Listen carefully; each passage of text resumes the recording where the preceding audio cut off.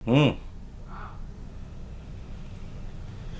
नमस्ते, मैं हूं कमलेश। हमारे खास कार्यक्रम मुद्दे की बात में आपका स्वागत है। छत्तीसगढ़ लगभग 25 वर्ष का युवा हो गया है। भारतीय जनता पार्टी की सरकार को 1 वर्ष हो गए हैं, यानी विष्णुदेव साय जी की सरकार चलते 1 वर्ष का अरसा बीत चुका है। अब सरकार की तरफ से पर्व मनाया जा रहा है। चैनलों में, अखबारों में, सोशल मीडिया पर भरा पड़ा है यही समाचार कि 1 वर्ष में छत्तीसगढ़ सरकार ने क्या किया।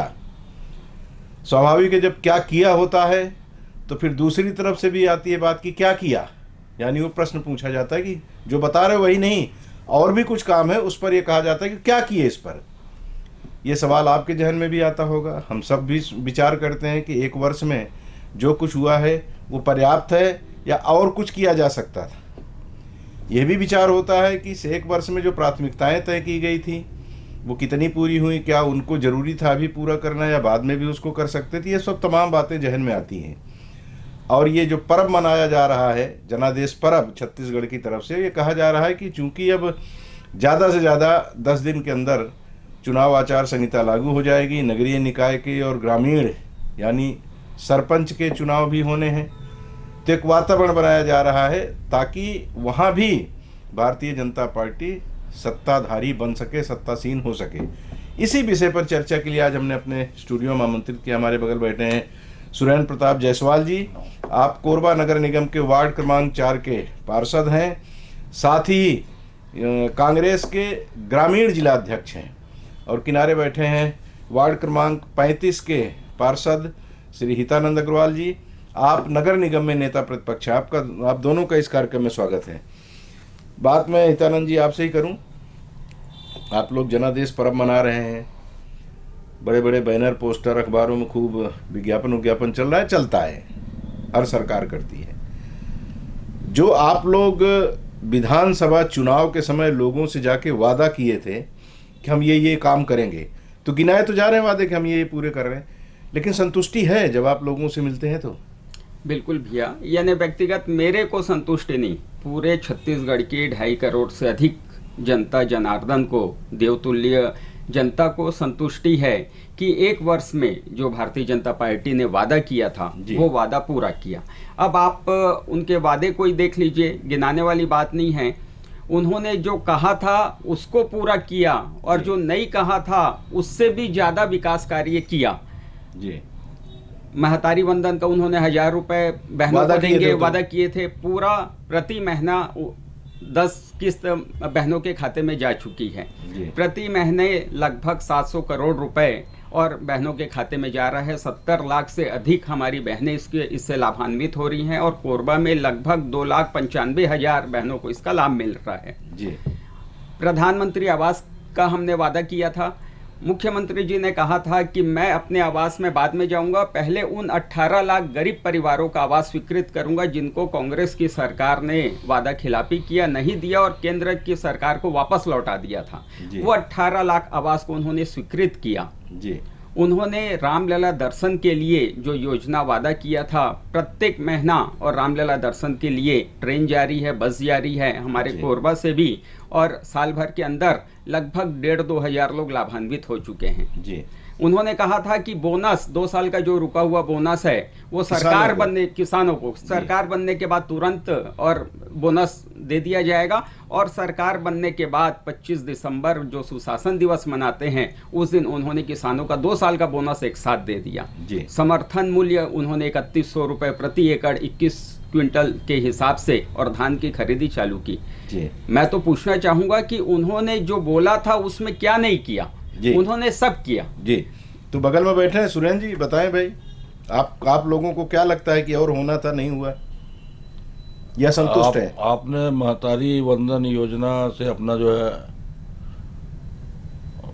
प्रारंभ किया है, मैं बताना चाहता हूँ जी। इनका मुद्दा महतारी वंदन योजना से भी बड़ा मुद्दा था कि कांग्रेस महंगाई बढ़ा दी जी, बेरोजगारी चरम सीमा पर है जी, अपराध जो है चरम सीमा पर है। अब ये सोचिए 1,000 रुपये जो है लोग महतारी वंदन में देते हैं जी। अब दूसरी तरफ कांग्रेस की सरकार जब थी तो हम लोगों ने आत्मानंद स्कूल लाया, अंग्रेजी माध्यम का 0 से लेके 12वीं तक का। जी। वो योजना इन्होंने बंद कर दी, जबकि हमारी योजना थी हमारी सरकार फिर से बनेगी तो जितने भी स्कूल्स हैं उनको आत्मानंद किया जाएगा। 1 वर्ष में इन्होंने एक भी स्कूल को आत्मानंद नहीं किया। आत्मानंद स्कूल में पढ़ने वाले बच्चों तो से चल तो रहे आत्मानंद में पहले जो आत्मानंद स्कूल में पढ़ने वाले बच्चों और उस स्तर के स्कूल, कम से कम भी कोई निजी स्कूल वाला फीस लेता है तो 1000 रुपये महीना से कम नहीं लेता है जी। तो 1000 रुपये आत्मानंद स्कूल में यदि किसी परिवार का बच्चा पढ़ता है तो सोचिए, मतलब जो दे रहे हैं ले रहे हैं। हाँ, दूसरी तरफ लीजिए महंगाई का, तेल के भाव देख लीजिए जी। अच्छा, महंगाई के मामले में छत्तीसगढ़ जो है दूसरे स्थान पर है, अभी रिपोर्ट छपी थी। दूसरा आप लीजिए, अपराध इस कदर बढ़ गए हैं कि सूरजपुर में एक कबाड़ी, कोई भी कबाड़ी जो है पुलिस के बिना कबाड़ का धंधा नहीं कर सकता जी। उस कबाड़ी ने एक हवलदार की पत्नी और मासूम बच्चे की बेटी की जो है हत्या कर दी जी। इससे ज्यादा जो है आसान छत्तीसगढ़ और किसको बोला जाएगा, बताइए आप जी। मतलब कुल मिला के 1 वर्ष के कार्यकाल पे आपको निराशा दिख रही है लोगों में। देखिए, जब कांग्रेसियों में जब यदि आदमी असुरक्षित है जी, उसकी सुरक्षा नहीं है, उसका जीवन ही जो है दांव पे लगा हुआ है जी। रायपुर में आए दिन चाकूबाजी, बलरामपुर में दिन दहाड़े जो है ज्वेलर्स को लूट लिए। अरे सबसे बड़ा तो दुर्भाग्य की बात यह है कि इस प्रदेश में राइस मिलर जो आंदोलन कर रहे हैं, धान नहीं उठा रहे हैं जी। इन्होंने कहा कि हम लोगों ने 2 वर्षों का जो है बोनस एक साथ दे दिया जी। अच्छी बात है दिया, लेकिन ये बताइए कि 5 वर्ष और उससे पहले 2 वर्ष जी, 7 वर्षों तक जो है इनके ही शासनकाल का बोनस था जी। इन्होंने नहीं दिया था, अब दिए उसको। अब दिए तो उसका ब्याज कहाँ है? जी। ब्याज भी दो ना, पैसा तो किसान का था, ब्याज भी देना चाहिए जी। इसमें एक बड़ी महत्वपूर्ण बात इन्होंने कही राइस मिलर्स की, बड़ा संकट खड़ा हो जाएगा अगर मिलिंग नहीं करेंगे वो। और ये कहा जा रहा है कि भूपेश बघेल जी का सब शासन था तो राइस मिलर्स से जो बात होती है, आप द रिकॉर्ड लोग बोलते हैं अपना नाम बताने के लिए ना करते हैं कि मेरा नाम बतलाइएगा। उस समय कहा गया था 20, 25, 30 रुपए कुछ उनसे लिया गया, उस समय का बताया, उसके बाद अभी लिया गया, फिर कहा गया कि हम चालू करवा देंगे। फंस गए हैं राइस मिलर्स। राइस मिलर्स को जो भ्रष्टाचार की सरकार 5 साल चली भूपेश बघेल की, पहले राइस मिलर का और धान कुटाई का 40 रुपए क्विंटल दिया जाता था जी। उसको और बुला के और भूपेश बघेल हाउस के द्वारा कहा गया कि 120 रुपए दिया जाएगा, इसमें 40 रुपए पुराना, 40 रुपए आपको हाउस में देना है कांग्रेस को और 40 रुपए आपको एक्स्ट्रा दिया जाएगा जी। ये सिस्टम में भ्रष्टाचार को बढ़ावा देने के लिए उन्होंने 40 रुपए मिलिंग को सीधा सीधा 120 रुपए कर दिया जी। अब उसके बाद जब भारतीय जनता पार्टी की सरकार आई है तो उन्होंने और पुनः उसको 80 रुपए किया कि 120 रुपए जो दिया जाता था वो 80 रुपए आपको मिलिंग दिया जाएगा, पूरा धान उठाया जाएगा। और जो अभी स्ट्राइक हुई थी वो स्ट्राइक के लिए बात भी हुई और स्ट्राइक वापस ले ली गई है और अभी धान उठाव का काम चालू हो गया है। नहीं हितानंद जी, तो उसमें तो ये भी कहा जा रहा था कि पहले भूपेश बघेल के शासनकाल में जितना लिया गया था इनसे भी लिया गया, जो हाउस जाता था, ये सब बातें आई। योगेश अग्रवाल आपकी पार्टी के नेता के भाई हैं, छोटे बृजमोहन जी के भाई हैं, वो सीधा सीधा आरोप लगा रहे हैं कि सरकार हमारे साथ वादा नहीं। अभी तो कई राइस मिलर से मेरी बात हो रही है भैया, उनका कहना है कि हमारे को कोई नुकसान नहीं है।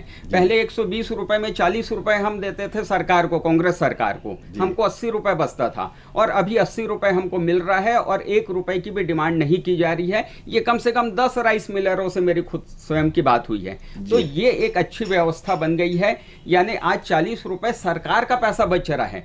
और अभी सुरेंद्र भाई बोल रहे थे कि महतारी वंदन से हम लोगों ने, चलिए इस पे कुछ कहना चाहते हैं, उस पे जी महतारी वंदन पे जाएंगे, इस पे कुछ कहना चाह रहे थे आप? राइस मिल भ्रष्टाचार के आरोप जो राइस मिल पे कुछ कहना चाह रहे थे क्या? हाँ, उसी पर कह रहा हूँ। भ्रष्टाचार के आरोप लगाना बहुत आसान है, लेकिन उसको प्रमाणित करना, आज ही अखबार को देखिए आप, आज का ही एक अखबार देखिए कि कोयला घोटाला को लेकर जिन पर आरोप लगे थे, कोर्ट ने फटकार लगाई है सीबीआई को जी कि आपके पास कोई साक्ष्य नहीं था और आप बेवजह, जो आज फ्रंट पेज का न्यूज है आप देखिए। वो उसको छोड़ो ना, होता था कि नहीं होता था, होता था कि नहीं होता था।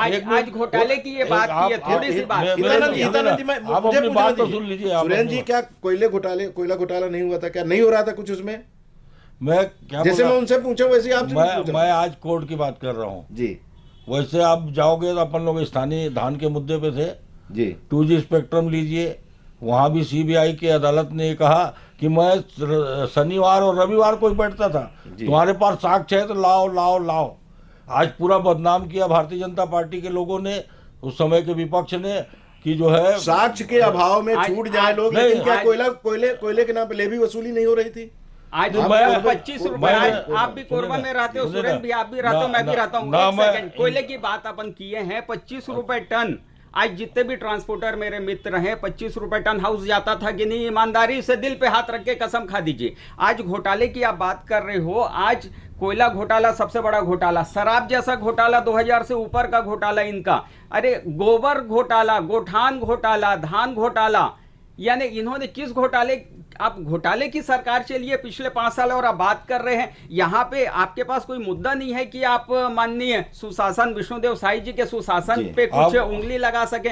घोटाले की बारात आप लोगों की पूरी 5 साल रही है, वादा खिलाफी आप लोगों ने किया है। आपने कहा कि महतारी वंदन का हम 1000 रुपए देते हैं, आपने वादा किया था 500 रुपए देंगे माताओं को, ना आपने 500 रुपए माताओं को दिया। आपने कहा बुजुर्गों को 1500 रुपए देंगे, ना 1500 रुपए आपने बुजुर्गों को दिया। 4 सिलेंडर देंगे बोले थे, 4 सिलेंडर दिया नहीं। युवाओं को 2000 देंगे बोले थे, 2000 दिए नहीं। आपकी सरकार गई क्यों? जाने का कारण आरोप जो लगा रहे हैं उसको नहीं, आरोप नहीं भैया, यानी सरकार इनकी वादा खिलाफी और भ्रष्टाचार, यानी जनता ने ये कहा कि औ नहीं सहीबो बदल के रहीबो। ये भारतीय जनता पार्टी के कार्यकर्ता नहीं बोलते थे, ये जनता बोलती थी कि औ नहीं सहीबो बदल के रहीबो। जो हमन ले झूठा वादा करके वोट ली से हमन के वादा ला पूरा नहीं करीस, और घोटाला हमन के पैसा ले इकट्ठा करके भ्रष्टाचार करके और दूसरे प्रदेश में भेज के चुनाव लड़ा थे जी। और कुछ बोलेंगे? क्या है, भारतीय जनता पार्टी के लोगों को जो ट्रेनिंग दी जाती है जी आरोप लगाने की, नहीं, विषय को जो है भटका दो विषयांतर करने की। हम और बोलेंगे आप, और बोलेंगे, अरे और बोलेंगे, आपको मैं पूरी तरीके से सुनूंगा, जितना बोलना है बोल लीजिए। अच्छा, ये जब आप बोलते हो मैं चुप रहता हूँ ना। चलिए अब आप कहिए, सुरेंद्र आप कहिए। थोड़ा बोलना, उतना ही बोलो ना भाई। चलिए आपको मौका नहीं मिल रहा है तो बोलो, आपको मौका नहीं मिल रहा है क्या? गलत बात जहाँ होती है वहाँ पे, और तो आपको मौका मिलेगा तो बोलना ना, खूब बोलना ना। चलो आप कहिए। बात हो रही थी धान की जी। मैं जानता हूँ किसान कितनी मेहनत करके धान उपजाता है जी। 5 वर्षों में एक दिन भी किसी जो है धान उपार्जन केंद्र में धान नहीं रुकता था जी, सीधा जो है गोडाउन पे आता था, एक दाना धान सड़ा नहीं। और पिछले 5 वर्ष, कांग्रेस के पहले 15 वर्षों में कोई ऐसा वर्ष नहीं गया जिसमें धान सड़ा नहीं। उसको जो है कम दाम में अपने ही व्यापारिक मित्रों को नीलाम किया गया। और धान में जो है जो दर छत्तीसगढ़ में मिल रही है, पूरे देश में सबसे ज्यादा दर जो है छत्तीसगढ़ में मिल रही है, और कांग्रेस शासन की देन है। भ्रष्टाचार के आरोप लगाना बहुत आसान है जी। इनके तो लोग भी बढ़ा दिए। एक मिनट विषय में रहिए, विषय में रहिए। विषय की बात कर रहा हूं, आप मैं हर दे रहे थे, आप 2100 दे रहे थे मैं ना? हर विषय, भारतीय जनता पार्टी 3100 दे रही है, मिनट रुक और जाइए। आप ही के राज में सबसे फिर अधिक किसान आत्महत्या किए हैं। आपको बीच में बोलने की आदत है क्या? जी जब मैं बोल रहा हूं, आप बोलिए। जी। हमने वायदा किया था कर्ज माफी करेंगे, आपने वादा किया था। अरे बात सुनिएगा, किसानों से वादा किया था। अरे बात सुनिएगा, कर्ज माफी करेंगे भैया। ये कर्ज माफी, किनका कर्ज माफी किए? केवल जो सहकारी बैंक से कर्जा लिए थे उनका ये कर्जा माफी किए, और बाकी जितने भी बैंकों से कर्ज लिए हुए किसान थे उनका कर्जा माफी नहीं किए। वो बेचारे किसान इनके राज में आत्महत्या किए हैं। और अभी 1 साल में आप बता दो एक भी केस आत्महत्या की बात करें। अरे इनके राज में ना तो बोरा मिलता था, बोरा का भी पैसा लिया जाता था, ना तो यूरिया मिलता था, ना तो खाद मिलता था, सब में भ्रष्टाचार होता था। और ये किसानों की बात करेंगे। चलिए अब आपने जो आरोप लगाया है उसका उत्तर सुन लीजिए। जी हाँ सुरेंद्र बताएं। आप या तो बीच में मत बोले, बीच में नहीं बोल रहा, मत बोलिए ना आप। अरे आपको मौका मिलेगा, बोलिएगा ना, मैं हर चीज का जवाब दूंगा। हितानंद जी, आप यदि बीच में बोलोगे तो जवाब नहीं नहीं, आप झूठ मत बोलो। मैं झूठ नहीं बोलूंगा, मैं आंकड़ों में बात करूंगा। चलिए हाँ आप कहिए। जी। हमने वायदा किया किसानों को, वो दर दिया, उससे ज्यादा दिया। क्या दर दिए? जी 1 मिनट रुक जाओ ना भाई, कहने दीजिए। जी। कोई भी वर्ष आप प्रमाणित कर दें कि हमने जो घोषणा की थी उससे ज्यादा दिया कि नहीं दिया। जी। केंद्र सरकार ने जब समर्थन मूल्य बढ़ाया जी, तब हम चाहते तो 2500 दे सकते थे। जी। बढ़ाया, उसके बाद 2650 दिया, उसके बाद फिर बढ़ाया 2850 रुपये दिया। एक वर्ष भी जो है उनको जो है कीमत कम नहीं दी। हमने जब 3000 की घोषणा की, इन्होंने 3100 कर दिया जी। जनता ने इनके ऊपर विश्वास किया, इनको जनादेश दे दिया जी। अब ये सही बात बोले आप। एक मिनट रुक तो जाइए। हाँ कहिए। हाँ जी। अब इन्होंने बात की क्या की, डीएपी की, खाद की। आज की तारीख में जो कालाबाजारी हो रही है जी, और खाद की कीमतों में जो वृद्धि हुई है जी, वो हिंदुस्तान में कभी नहीं हुई है। भारतीय जनता पार्टी जो है खाद के मामले में जो है, और ये जो गोबर का जो भ्रष्टाचार बोल रहे हैं ना जी, ये चाहते ही नहीं है कि देश में जो पुरानी परंपरा से किसानों को जैविक खाद के माध्यम से लोग खेती करते थे और जमीन उसमें जो खराब नहीं होती थी, ये कभी भी नहीं चाहेंगे कि गोबर से खेती हो। गोबर इनके लिए जो है ना, गौमूत्र और गोबर वोट लेने का साधन है जी। हमने तो एक मिनट बीच में नहीं बोलिए जी जी। हाँ कह लीजिए एक मिनट खत्म करिए बात जी। गोबर और जो गौमूत्र है जी, इसको लेकर ये जो है सिर्फ आस्था पैदा करते हैं जी, लोगों को भ्रमित करते हैं धर्म के नाम पे। हम तो उसका वास्तविक रूप से जो है ज्यादा से ज्यादा गोबर खाद का उपयोग हो, उनको जो है कीमत मिले, और हमारे किसानों की जमीन पर, एक मिनट, किसानों की जमीन पर जो है वो जाए जी। इनकी अपनी सरकार है जी, कहाँ पे गोबर में किसी ने गड़बड़ी की जेल भेजो, कौन मना किया? उस पे तो आरोप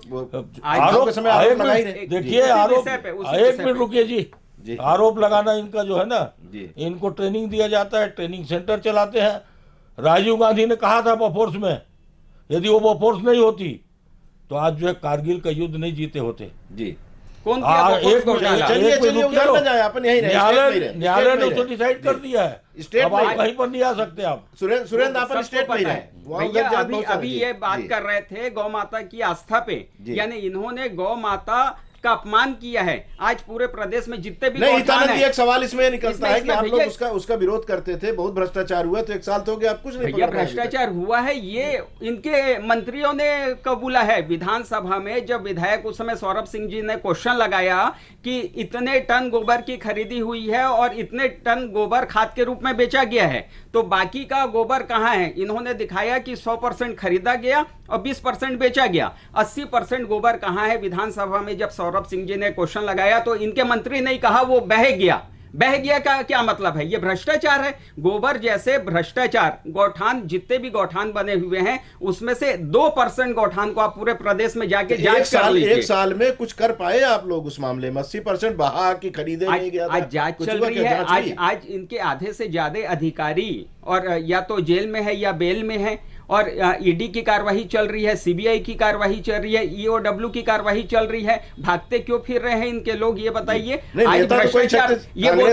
भ्रष्टाचार में अंदर नहीं हुआ है, कई लोगों के ऊपर आरोप लगा हुआ है। नहीं वो ठीक है, अनवर के ऊपर भले उनको आप कह सकते हो कांग्रेसी। अनवर से लेके महादेव ऐप में इनके मुख्यमंत्री के ऊपर लगा हुआ है कि 540 करोड़ रुपए और गवाही, जो गवाही थे उन्होंने वो मीडिया के सामने, सबके सामने ये दिया है कि हम सीधा सीएम हाउस में पैसा देते थे। तो इससे बड़ा और साक्ष्य प्रूफ क्या लेंगे भ्रष्टाचार का? चलिए सुरेंद्र भाई, एक काम आपको ऐसा लगता है कि जो 1 वर्ष में विष्णुदेव साय की सरकार ने ठीक किया, जो कहीं दिल को छूता हो, कोई एक आध काम लगा आपको ऐसा? मेरे को एक नारा अच्छा लगा, सुशासन।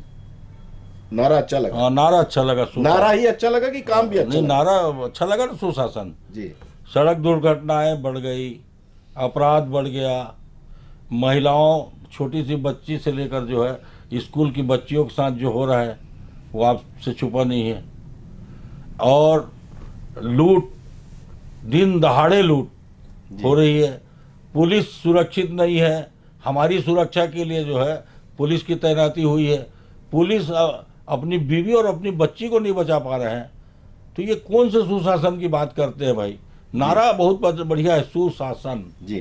चलिए सुशासन पे आप सुशासन की बात कर रहे हैं सुरेंद्र भाई। आज साल भर में ये सुशासन आपको देखने को नहीं मिल रहा है। जो सड़क की स्थिति आप भी देख रहे हैं भैया, कोरबा से लेके छत्तीसगढ़ में जो सड़क की स्थिति थी साल भर में, और वो स्थिति काफ़ी अच्छी हुई है। आज अपराध की बात करते हैं तो 5 साल जितना अपराध रहा, ये साल भर में अपराध का ग्राफ कितना गिरा है आप देख सकते हैं। ये बच्चियों की बात कर रहे थे, इनको खुद को नहीं पता कि इनके मुख्यमंत्री जी और अंबिकापुर में भरी सभा में और एक बच्ची को ए लड़की चुप रह करके संबोधित कर रहे हैं। तो जहाँ के मुखिया ऐसी बात करेंगे तो वहाँ पे और बच्चियों की स्थिति क्या रहेगी। आज किसी भी प्रकार की यहाँ पे और अभद्र और बुरा व्यवहार यहाँ पे नहीं हुआ है, कोई घटनाएं घटित नहीं हुई है। हमारे कोरबा से ही पास में लेमरू क्षेत्र लगा हुआ है, वहाँ की घटना आपको ध्यान होगा 2.5-3 साल पहले की, जिस प्रकार से और वहाँ बच्चियों के साथ और वो अपराध हुए, ये आप भूल कैसे जा रहे हैं, मैं समझ नहीं पा रहा हूँ। जी जी,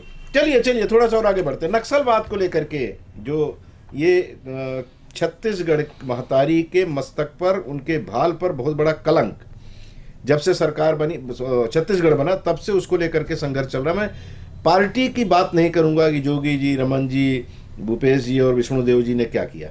अभी जो वातावरण बना है सुरेंद्र, लगता नहीं कि थोड़ा सा कहीं दबाव में है नक्सली, और उस पर दबाव बनाना चाहिए सभी दल के लोगों को मिल करके। नक्सलवाद की समाप्ति के लिए जो लोग लगे हुए हैं, जंगल में जो लोग संघर्ष कर रहे हैं, हमारे सैनिक, अर्धसैनिक बल के और डीएफ के लोग, उनका मनोबल बढ़ाने का सबको मिलकर के प्रयास करना चाहिए। निश्चित तौर पे करना चाहिए। नक्सलवाद जो समस्या है बड़ा ही जटिल समस्या है। बिल्कुल। जिस समय आज़ादी की लड़ाई जब वो अपन लड़ रहे थे तो उस समय भी महात्मा गांधी थे और एक तरफ नेताजी सुभाष चंद्र बोस थे जी। महात्मा गांधी का ये कहना था कि भाई हम जब लड़ने जाते हैं अंग्रेजों से जी, तो वहाँ पे 95% से ज़्यादा सामने जिनसे लड़ाई होती है जी। एक तरफ जो है क्रांतिकारी थे जो भारत की आज़ादी के लिए लड़ रहे थे, दूसरे तरफ जो सिपाही थे जी, वो भी भारतीय थे जी, लेकिन उनकी तरफ से लड़ रहे थे। उनके तरफ से लड़ रहे थे जी। तो दो भाई आपस में लड़ेंगे और मार काट में जो है नुकसान किसका होगा? राष्ट्र का, हमारे भारत का ही होगा जी। भारत का नौजवान ही मरेगा। आज वही हो रहा है दोनों तरफ से। और नक्सलवाद भी इसी तरह की बात है कि आखिर नक्सली चाहते क्या हैं। तो नक्सली जो चाहते हैं कि हमारी बंदूक पे सारा काम हो। लेकिन इसका हल जो है जी, शिक्षा और डेवलपमेंट है जी। और इस डेवलपमेंट की ओर जो है पिछले आप देखेंगे 15 वर्षों में बहुत सारे विद्यालय बंद हो गए थे जी। बहुत सारी सड़कें जो है बन नहीं पा रही थी।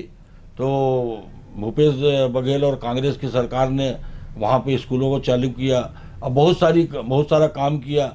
इसमें मैं ये भी कहूँगा कि केंद्र ने भी पैसा दिया जी। नक्सलवाद को समाप्त करने के लिए। केंद्र हो राज्य हो दोनों चाहते हैं शांति हो और नक्सलवाद से जुड़े लोग मुख्य राष्ट्रीय विचारधारा से जुड़े, मुख्य धारा में आए और भारत के संविधान पर विश्वास करें। और इसके लिए कोई राजनीतिक टिप्पणी कभी भी नहीं करना चाहिए जी। यदि हमारा जवान वहाँ जाकर लड़ रहा है तो राष्ट्र के लिए लड़ रहा है।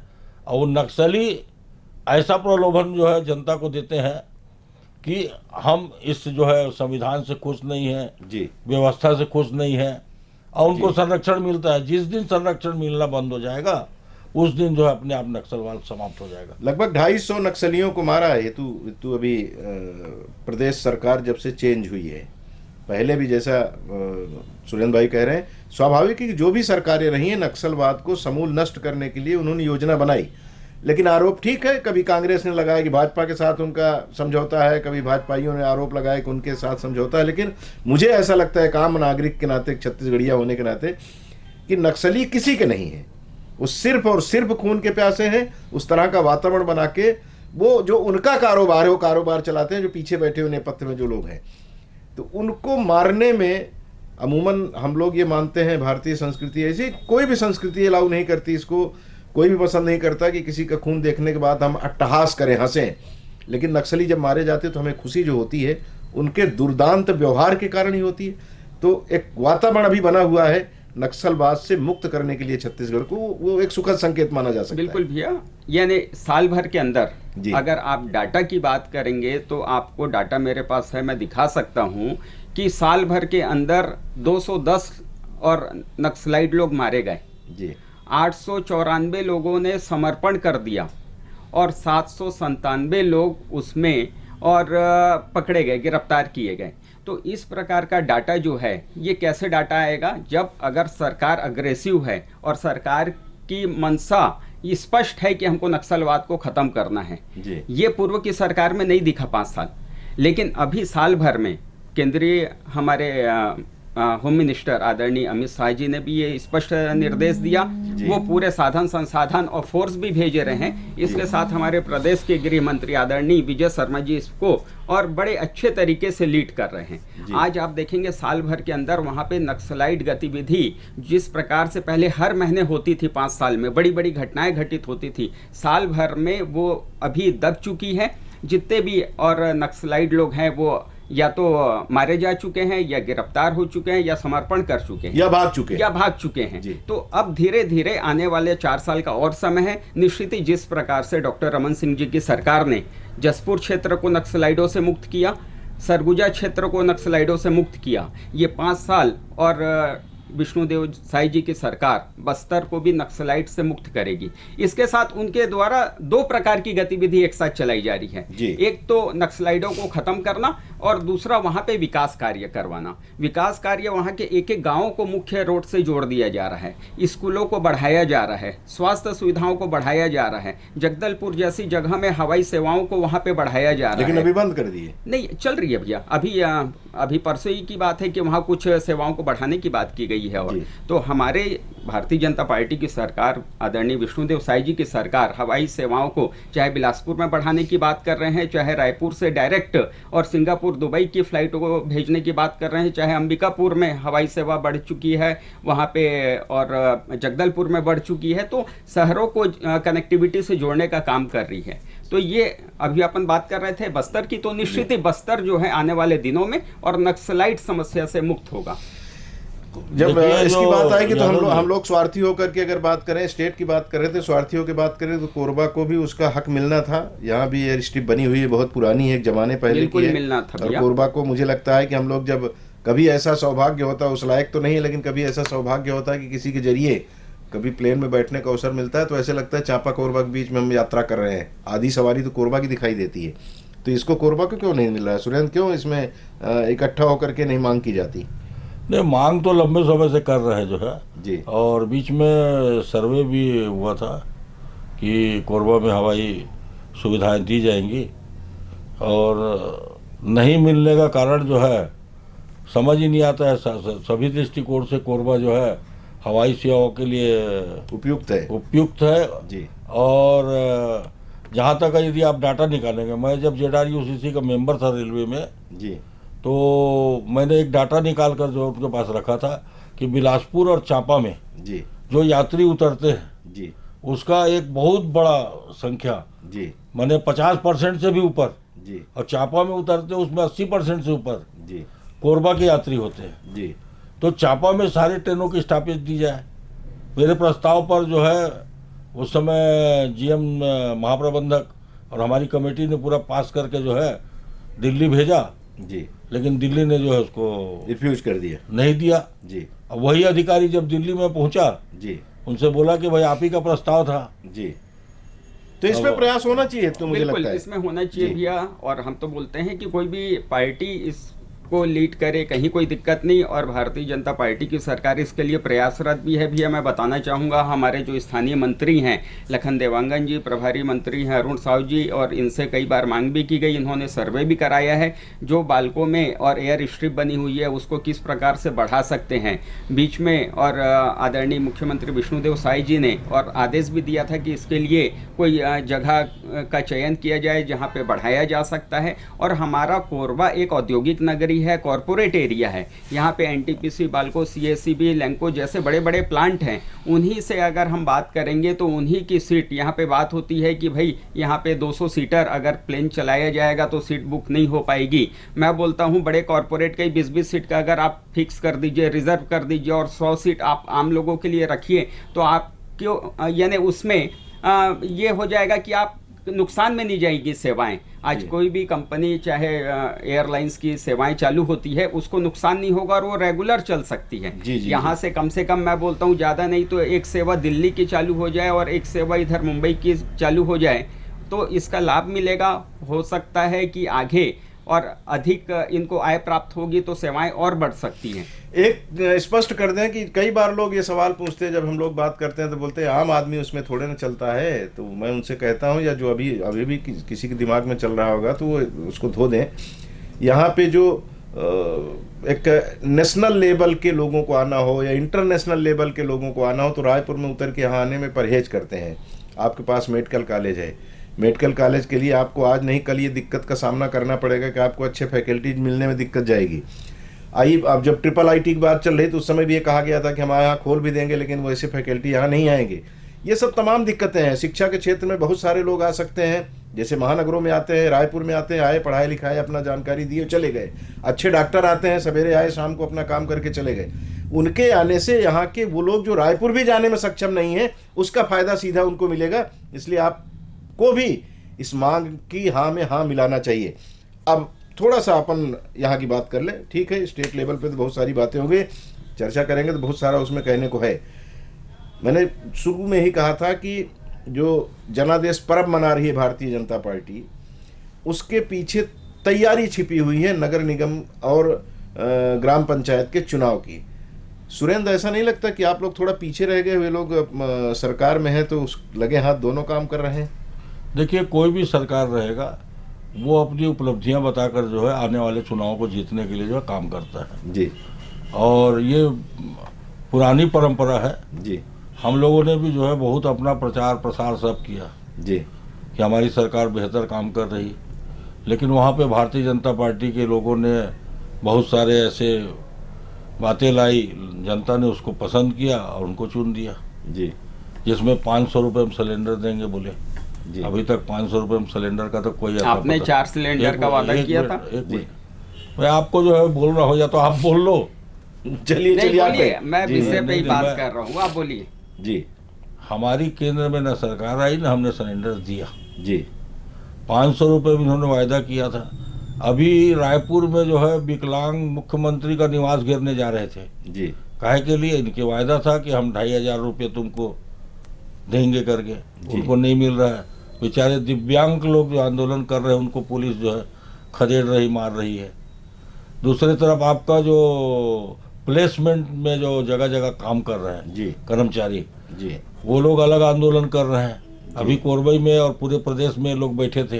जी। फिर उनको आश्वासन दे के उनको वायदे कर करके जो है कौन मतलब वो है बताइए। भैया, एक सेकंड।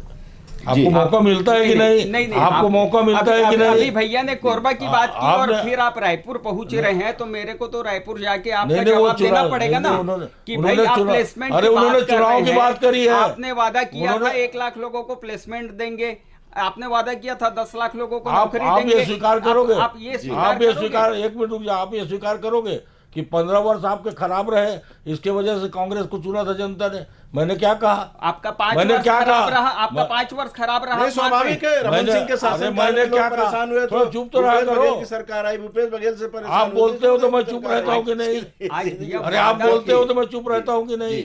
जी। बीच में बोलता हूँ क्या? चलिए, अभी हाँ, कमलेश बीच भैया में- बात कर रहे अरे हैं मैं- यहाँ की, आप फिर रायपुर पहुंच रहे हैं। मैं तो रायपुर नहीं मेरे को पहुंचा तो- हूँ। मेरे को तो आप जी। प्रदेश सरकार नहीं, उन्होंने क्या के कहा? बारे में बताना मतलब पड़ेगा। वादों की बात उन्होंने आप- प्रश्न किया जी। जो है, जो प्रश्न किया उसी का जवाब न दूंगा।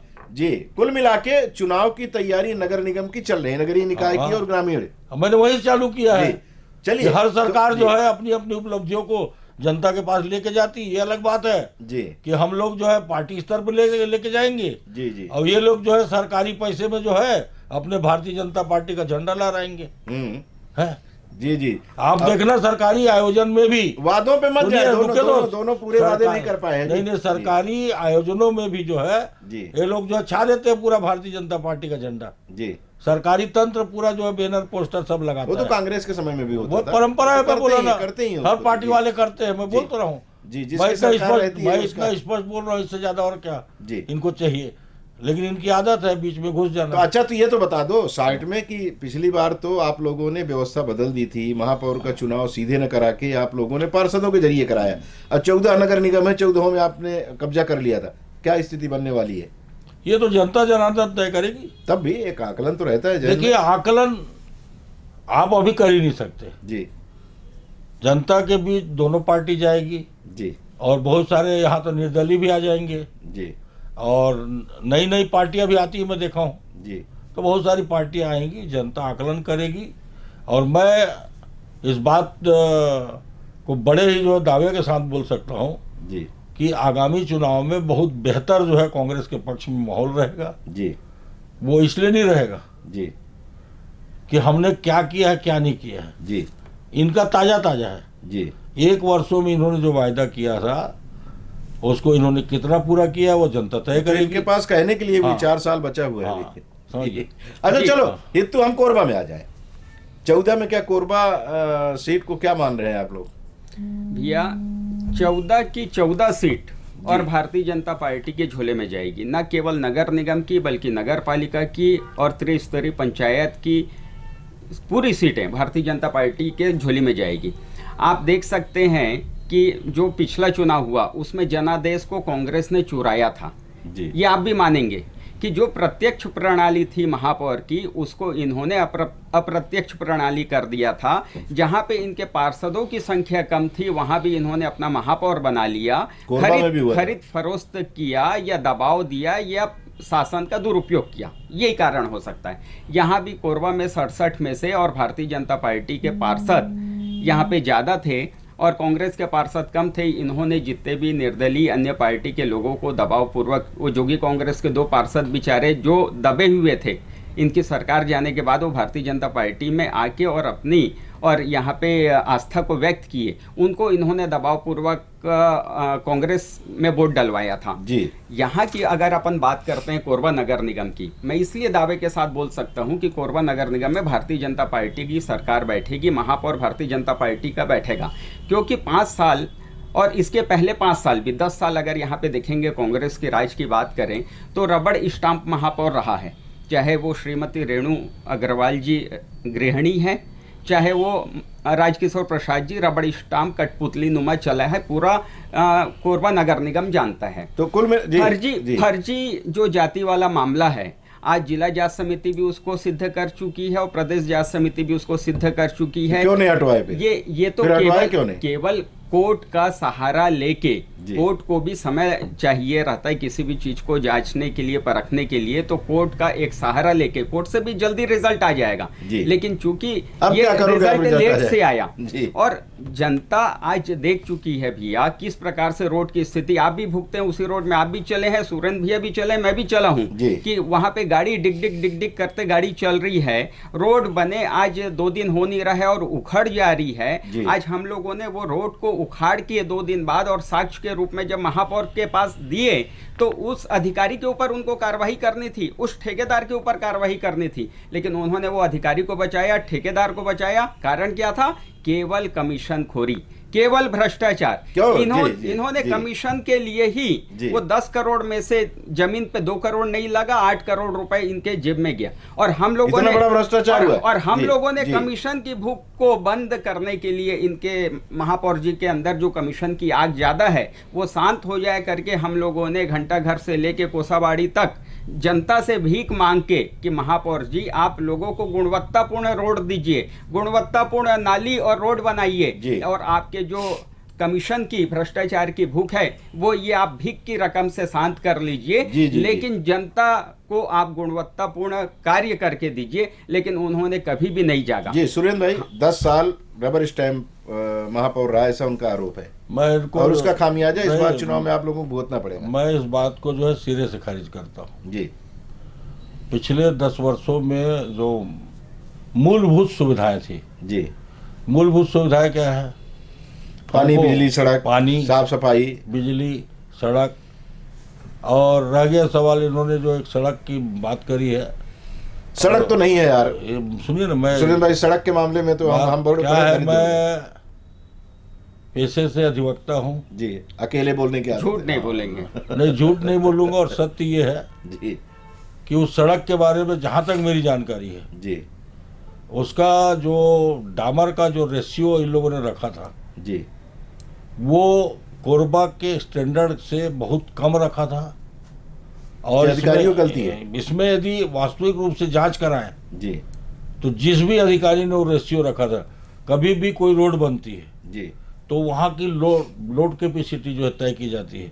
ये कोरबा एक ऐसी जगह है जहाँ पे मतलब जो है 55 टन की गाड़ियाँ चलती हैं, 55 टन की गाड़ी चलती है। और अभी ये मामला जिस भ्रष्टाचार की ये आरोप लगा रहे हैं वो मामला अदालत में है जी। और जब मामला अदालत में है ठेकेदार और नगर निगम के बीच में जी। तो ऐसे विषय पे मैं टिप्पणी नहीं करूंगा। और लेकिन मैं दावे के साथ कह सकता हूं इसमें अधिकारियों की चूक है। उसमें जो डामर का प्रतिशत रखा गया वो अत्यधिक कम रखा गया। जैसे कि मैं एक बात अपनी कांग्रेस की जो 3 वर्ष शुरुआती में सरकार बनी थी जी, तो उस समय जो प्रधानमंत्री ग्राम सड़क है उसमें जो है मात्र जो है 20 mm का जो है रोड बनती थी जी, जबकि 20 mm का रोड मतलब कोई मशीन बना ही नहीं सकती जी। उसमें जब कोई शिकायत करता था, कोई भी जनप्रतिनिधि वो शिकायत करता था कि रोड में डामर कम लगाया जा रहा है और उसी समय एक एलडीओ चालू हुआ था जी। तो पहले डामर जो नहीं लगाते उसके एलडीओ तो लोग गांव शिकायत होती पानी डाल दे रहे हैं, नहीं वो जला तेल को डाल दे गोला मार दे रहे हैं। आदमियों को ज्ञान नहीं था जी। और वास्तविक रूप से जब ठेकेदारों की जांच होती थी कहीं भी 27 mm 28 mm से कम नहीं निकलता, 30 32 mm निकलता जी। और ये उसका तर्क था कि हमारे वित्त मंत्री जो थे उन्होंने कम कर दिया था कि बोले भाई गांव वालों के लिए सड़क बन रही है, इसमें कौन सा हैवी ट्रैफिक होगा जी। और जहां हैवी ट्रैफिक था वहां भी वही। हाँ, और नहीं ये प्रधानमंत्री ग्राम सड़क में किया गया। मैं वही वापस ला रहा हूँ जहाँ आपको यहाँ की जो रोड टूटी उसका जो है उसकी दुर्गति आप जांच करा लीजिए। तो हमारे महापौर तो पढ़े लिखे इंजीनियर हैं, तो उनको पकड़ लेना था इसको, फिर तो ठेकेदारी भी करते रहे वो। देखिए अच्छे जानकार हैं उसके। हम लोगों को लगा था कि पहली बार महापौर ऐसे मिले जो थोड़ा निवेदन पूर्वक भैया अगर हम लोग जांच करके कोई चीज को दे रहे हैं तो महापौर का क्या फर्ज बनता? अगर उस कुर्सी में आप बैठे रहते तो क्या करते ये बताओ। अगर मैं ले जाके आपको कुछ प्रूफ दे रहा हूं तो उसकी जांच कराते ना। अधिकारियों की और इंजीनियरों की पेशी लेते कि नहीं लेते कि उल्टा मेरे ऊपर अपराध दर्ज कराते? आप ये बताएं। मैं ये जानता हूं आप अपने को उस कुर्सी में बैठा के सोचिए। नेता प्रतिपक्ष के रूप में आपने बहुत सारे आरोप लगाए, गलत लगाया क्या? एक वर्ष जो है अभी सरकार के हो गए हैं, हमारे निगम का एक भी अधिकारी तो जेल नहीं गया है। क्यों नहीं गया बताओ ना। मतलब जो गड़बड़ किए उनको जल्दी भेजो ये कह रहे हैं। हाँ भेजो। जो गड़बड़ किए आप उसका दस्तावेज वही तो हम मांग रहे हैं आप लोगों से। तो ले लो ना, आप दीजिए। अरे सूचना सरकार को दीजिए। अरे आप सरकार में हो, सूचना के अधिकार आम जनता सूचना के अधिकार लगाती है, समझ में आता है। आप स्वयं वहां पे महापौर से ज्यादा पावरफुल हैं और नगर निगम में आप बैठे हैं। आप ऐसी फाइलों को निकलवाइए, आप दीजिए ना भाई, आप आवेदन दीजिए। सरकार कार्रवाई नहीं करेगी तो आप बोलिएगा। सुनिए ना, आज हमको भी दर्द होता है, आपको भी दर्द होता है। तो इनकी तरफ क्यों आप देख रहे हैं कि पार्टी का मामला है, आप लोग क्यों नहीं कर रहे? नहीं ये बोले। एक मिनट, इनको मालूम होगा कि एक भुगतान का विषय आया था, पाइपलाइन मेंटेनेंस जी। मैंने स्वयं कहा था ये भुगतान पूरी तरह फर्जी है, कमेटी बनाने को बोला। कमेटी जो है अभी शायद बना दी है। नहीं बने। हम लोग साथ में ये आवाज उठाए थे, हम दोनों आवाज उठाए थे। मैंने उठाया था। सामान्य सभा में हम लोगों ने साथ दिया था आपका। मेरी बात सुनिए ना, मैं उस मामले को उठाया और मैं आज भी कहता हूँ कि आज भी फर्जी भुगतान हो रहा है। अभी भी पिछले MIC में उसको पास किया गया है, जबकि ठेकेदार की गारंटी थी कि पानी जो है 24 घंटा जो है जाएगा। जब 24 घंटा नहीं गया तो उसको फाइनल कैसे कर दिए।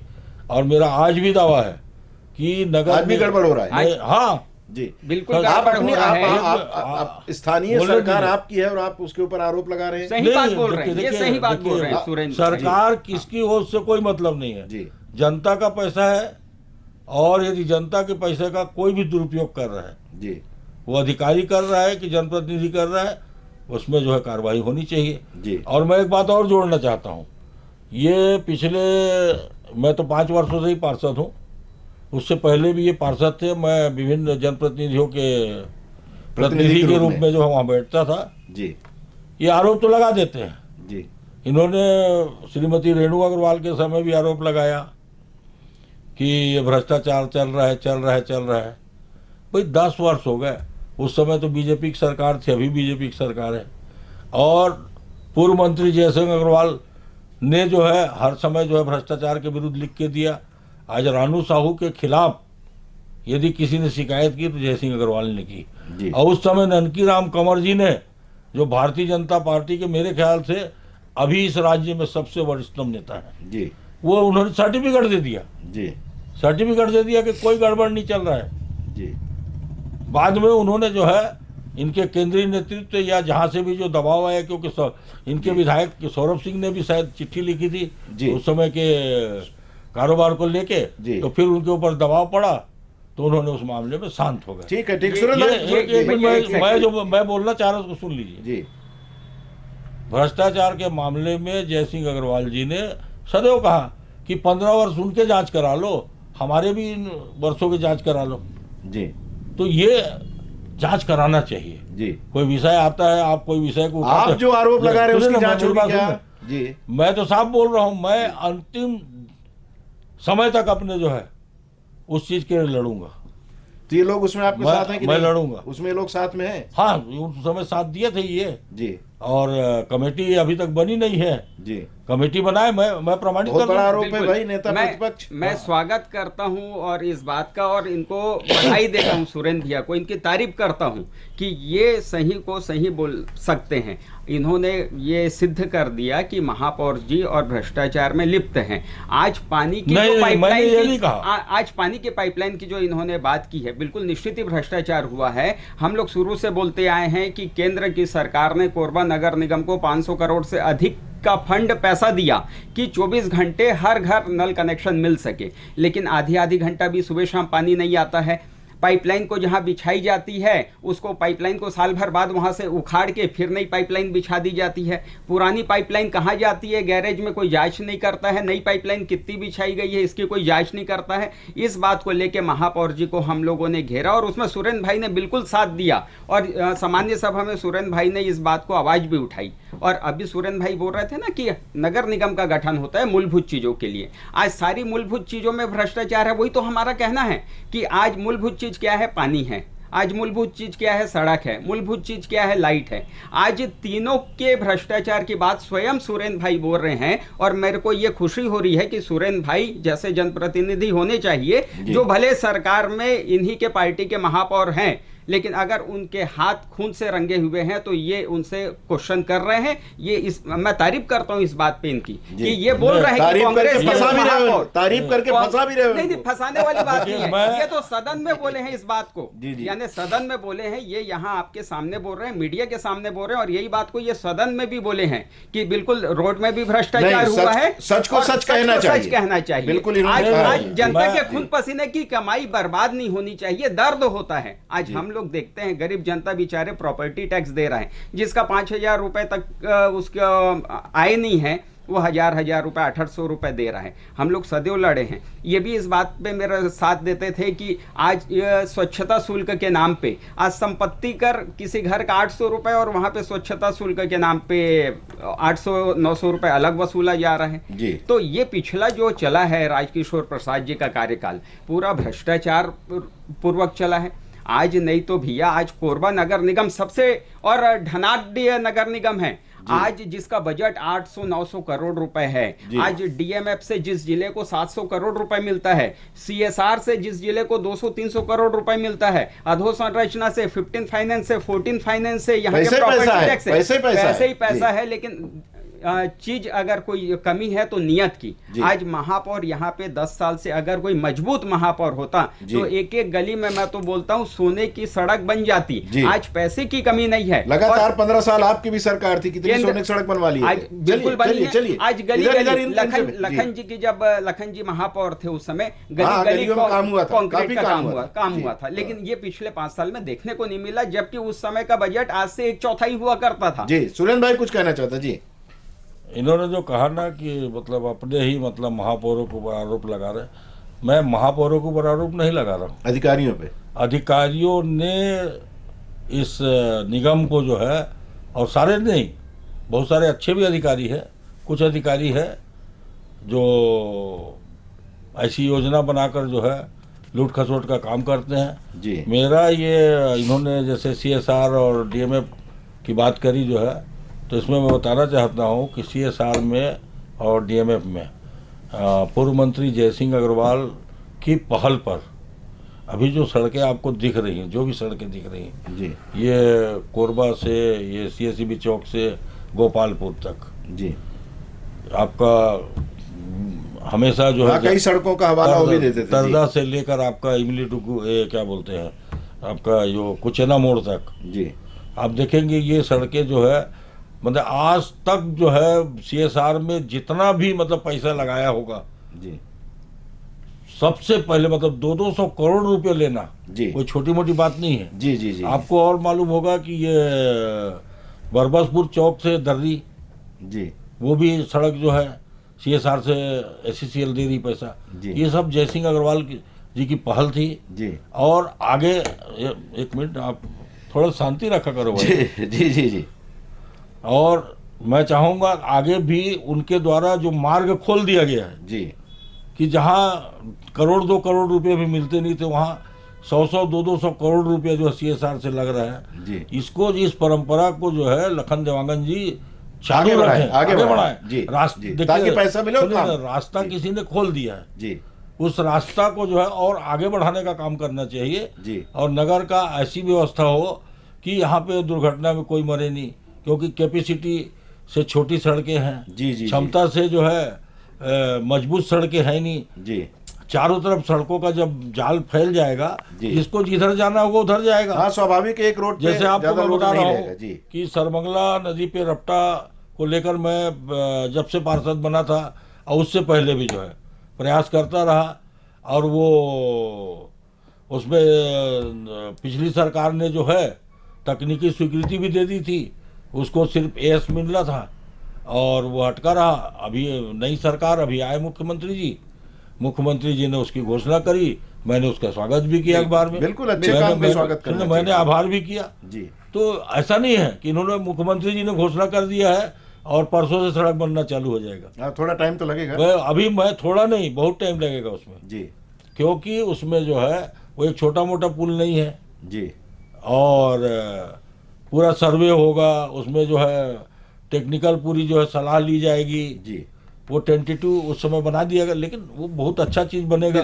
जी जी और उससे ट्रैफिक और कम होगा। बिल्कुल बिल्कुल और इसी में और जोड़ दो ये थोड़ा सा इन्होंने जो डीएमएफ आरओबी सुना लिया और ये सब बिल्कुल बिल्कुल डीएमएफ का जो इन्होंने छेड़ी बात, जी। तो डीएमएफ का मैं बता दूं भैया कि ये भारतीय जनता पार्टी की केंद्र सरकार की देन है कि आज वहाँ डीएमएफ जो मद यहाँ पे विकसित किया गया वो केंद्र की मोदी सरकार के द्वारा ही ये देन है, पहली चीज।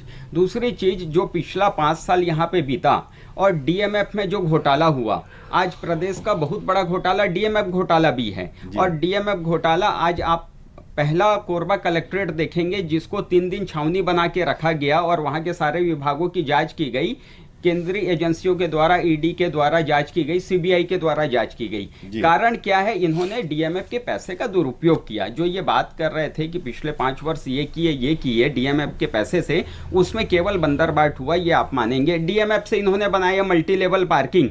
आज मल्टी लेवल पार्किंग 6 साल हो गए, सफेद हाथी बन गया। 13-15 करोड़ रुपए उसमें इन्होंने बर्बाद कर दिए। आज बुधवारी में फुट ओवर ब्रिज इन्होंने करोड़ों का बनाया है, वहां पे एक आदमी आपको उपयोग करते नहीं दिखेगा। इन्होंने कन्वेंशनल हॉल बनाया है, कन्वेंशनल हॉल में इन्होंने 12-15 करोड़ बर्बाद कर दिया। जेल के सामने बगल में इन्होंने एजुकेशन हब बनाया है, उसको 15-20 करोड़ वहां बर्बाद कर दिए। 2-2, 3-3 छात्रावास इन्होंने बनाए हैं जो कि खंडहर बन चुका है पिछले 6 सालों में। कई छात्रावास तो ऐसे जगह बना दिए जहां रोड ही नहीं है, जंगल के बीच में इन्होंने बना दिया है। तो जो डीएमएफ के पैसे का दुरुपयोग हुआ, जो इन्होंने एजेंसियां जो खरीदते थे सामान, वो सामान यानी केवल कागजों में रहा और भुगतान भी हो गया, तो इसके कारण डीएमएफ का जो सदुपयोग होना था वो सदुपयोग अभी ये साल भर में आपको देखने को मिलेगा। डीएमएफ से आपके सोनालिया के पास जो फुट ओवर ब्रिज बन रहा है, ये डीएमएफ के पैसे की एक अच्छी देन है कि वहां पे बनेगा। आज जो इनको सौगात मिली, रफ्ता की बात हुई, वो एक अच्छी देन है। आज हमारे आदरणीय लखन देवांगन जी ने जो प्रत्येक वार्ड में जो मूलभूत सुविधा रोड नाली बननी चाहिए, इसके लिए पहले 5 लाख रुपए की किस्त 67 वार्डों में बांट दी, फिर 10 लाख की किस्त 67 वार्डों में बांट दी। आज यहाँ पे शिक्षकों की कमी थी, 500 से अधिक शिक्षकों की भर्ती हुई, डॉक्टरों की कमी थी, डॉक्टरों की भर्ती हुई। ये सब कहाँ से हुई? डीएमएफ से। क्योंकि यहाँ के प्रभारी मंत्री जी ने स्पष्ट निर्देश दिया है कि भ्रष्टाचार नहीं होना चाहिए। यहाँ के कलेक्टर भी उसी दिशा निर्देश पे काम कर रहे हैं कि बिल्कुल भी डीएमएफ के पैसे से 1 रुपए का भी कोई न भ्रष्टाचार होगा। तो लखन देवांगन जी हो चाहे प्रभारी मंत्री जी हो, और उनके देख रेख में आज डीएमएफ के पैसे का सदुपयोग हो रहा है। आज अगर कांग्रेस की सरकार ये 1 साल रहती तो अभी डीएमएफ में यहाँ पे हजारों करोड़ रुपए पॉकेट में हैं, ये कब का कब फूंक दिया जाता और दिखता भी नहीं। अभी वो 1000 में से और 100-200 करोड़ रुपए की जो योजनाएं बनी हैं वो आपको धरातल पे दिखेंगी भैया। शुरू में भूपेश बघेल जी भी 1-2 साल में डीएमएफ में कुछ अच्छा चल रहा है, बुरा चल रहा है, नहीं पता लगा था, बाद में पता लगा गड़बड़ हुआ, तभी तो 1 साल हुआ, 1 साल बाद पता लगेगा कि आपकी सरकार ने भी कितना उसमें अच्छा किया, कितना बुरा किया। यदि अपने बात पे हितानंद भाई यदि कायम रहेंगे जी, तो मैं बताना चाहता हूँ कि ये एजुकेशनल हब की जो बात कही है, आपका जो ये मल्टी लेवल, आज इनकी भी चर्चा की, मल्टी लेवल पार्किंग की बात की है जी, अन्य जो जितने भी इन्होंने बात किया है जी, ये सारे भारतीय जनता पार्टी के शासन काल पे जो है बनाए गए हैं। निर्माण एजेंसी कौन थी? प्रस्ताव कौन दिया था?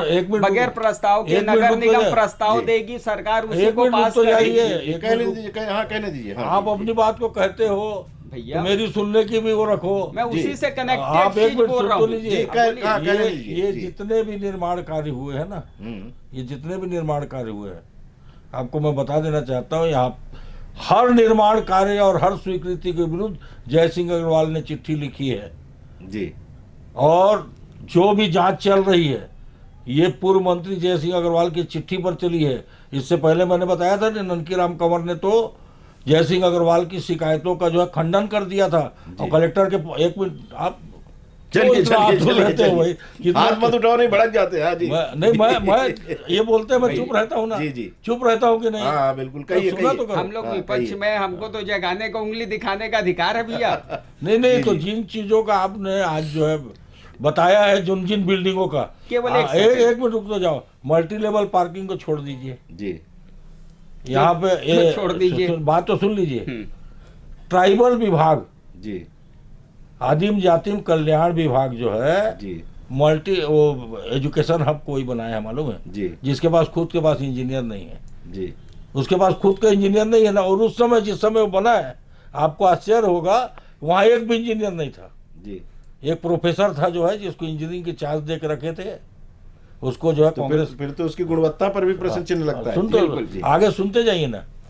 आपका जो है ये आपका हाउसिंग बोर्ड ने बनाया, जिसका ये बात कर रहे थे, राजगामार रोड में बनाया, समझ गए। ये सारे जो है उस समय के कार्य है जब रमन सिंह जी मुख्यमंत्री थे, समझ गए, रमन सिंह जी मुख्यमंत्री थे जी। और कोई भी प्रस्ताव यदि किया है तो ऐसा नहीं है कि शासन तुरंत स्वीकार कर लेगी। उस समय तो डीएमएफ से जो है प्रस्ताव गया और उन्होंने बनाया, और अपने ठेकेदारों को काम दिलाना था, इसलिए ऐसे डिपार्टमेंट को दिया जिनके पास इंजीनियर ही नहीं है, खुद के पास सिविल इंजीनियर नहीं है। जी जी मालूम है भैया, एक सेकंड, इसी से कनेक्टेड, यानी ये जो आपने बताया भैया, ये कितने साल पहले बनाई बिल्डिंग?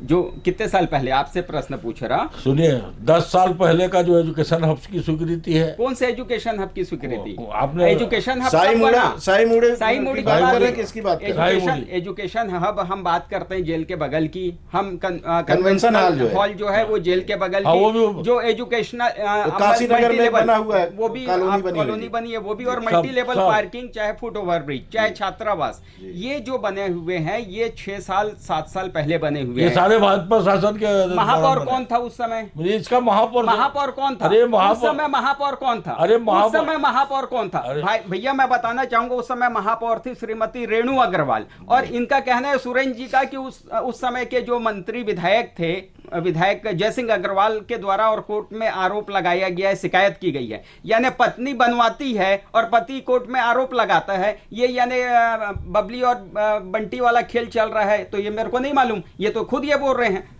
मैं आप क्या बोल रहे हो और मैं क्या बोल रहा हूँ, जी। आप ही दोनों- तो बोल रहे हैं नहीं, भैया नहीं, दोनों कि हमारे जयसिंह के द्वारा शिकायत की गई। अच्छा। अरे उनकी धर्मपत्नी अरे के भाई, द्वारा सुन तो बनाया लीजिए। जाता है चलिए, आप और सुन तो पति लीजिए, देव शिकायत करते हैं। आप सुन तो लीजिए। जी, कुल मिला के मैं उसका नहीं नहीं नहीं, मैं जी, स्पष्ट कर देना चाह रहा हूँ ना। स्पष्ट है उसमें। अरे स्पष्ट कर लो भाई, रुक जा थोड़ा, सुन ले। सुनने की भी आदत डाल। जी मल्टी लेवल पार्किंग जो है पूरे प्रदेश की एक योजना आई। जी आपके ये अमर अग्रवाल जी मंत्री थे, उन्होंने- महापौर कौन थे? एक मिनट रुक तो जाइए भाई, एक मिनट रुक तो जाइए। पूरे प्रदेश के लिए आई इनका कहना हाँ है जी। तो यहाँ पे स्वीकृत हुई, क्या आवश्यकता है कि नहीं ये बताइए मल्टी पार्किंग की। वो तो यहाँ के महापौर हाँ, बताएगी। एक मिनट बताओ ना, है कि नहीं ये बताइए। पूरा पावर हाउस रोड में जाम लगता है पूरा। क्यों नहीं उसका बनाया गया? उसकी उपयोगिता क्यों तय नहीं की गई? उसको आधा अधूरा बना के क्यों छोड़ दिया अरे गया? बात सुनो ना भाई, आपको भी तो 1 साल हो गए, आप क्यों नहीं पूरा कर अरे रहे? 1 साल में वो तो योजना अब चालू हो गई है, हाँ। लेकिन 5 साल आप रहे, अरे 7 साल थोड़ा बल्कि सुन तो रही। ले भाई। रेणु अग्रवाल के समय वो सुन लो, योजना चालू हुई, सुन लो 5 ना साल भाई। राजकिशोर प्रसाद जी रहे, सुनिए ना। 7 साल में उसको खंडहर बना दिया और ठेकेदार का पूरा भुगतान इन्होंने एक कर भी मिनट रुक दिया। तो जिए। जी, वो तो मामला हाई कोर्ट भी पहुंचा है जी। और वो जयसिंह जी लेके गए हैं बोलते हैं। एक मिनट रुक तो जाइए भैया। जी और दूसरा जो है डीएमएम में चले जाओ, जो एजुकेशन हब की बात और ये कन्वेंशन हॉल की जो बात कर रहे हो, किसका प्रस्ताव देख लेना और किसको ठेका मिला वो देख लेना।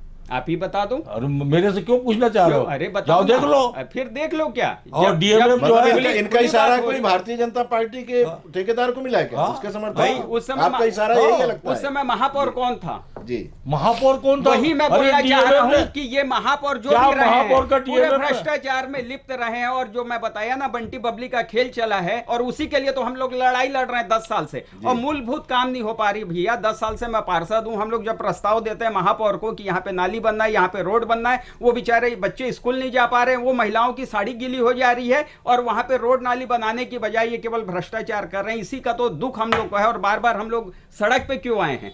देखिए डीएमए पे न्यास है जी उस न्यास पे जो है किसने कहाँ प्रस्ताव दिया, ये सारी कार्यों की स्वीकृति स्वर्गीय, मैं नहीं चाहता था क्योंकि अब हमारे बीच नहीं रहे, जी स्वर्गीय बंसीलाल महतो जी ने जो है जी डीएमएफ में उस समय सांसद अध्यक्ष होते थे, कलेक्टर नहीं होता था, और मतलब उनके रहते वो प्रस्ताव आया जी। सारी चीजें स्वीकृत हुई है, आप रिकॉर्ड को जाकर देख सकते हो। जी और आज भी एजुकेशन हब का 50% जी हिस्सा जो है जी खाली पड़ा हुआ है, जी और 50% में जहाँ पे अभी एक संस्था जो चल रही है वो भारतीय जनता पार्टी की ही जो है एक माने एजेंसी है, उसको मान लीजिए। जी। जैसे इनमें किसी को भी भारतीय जनता पार्टी का सदस्य बनाना चाहते हैं तो पहले ये लोग सीधा सीधा नहीं उसको सदस्य बनाते हैं,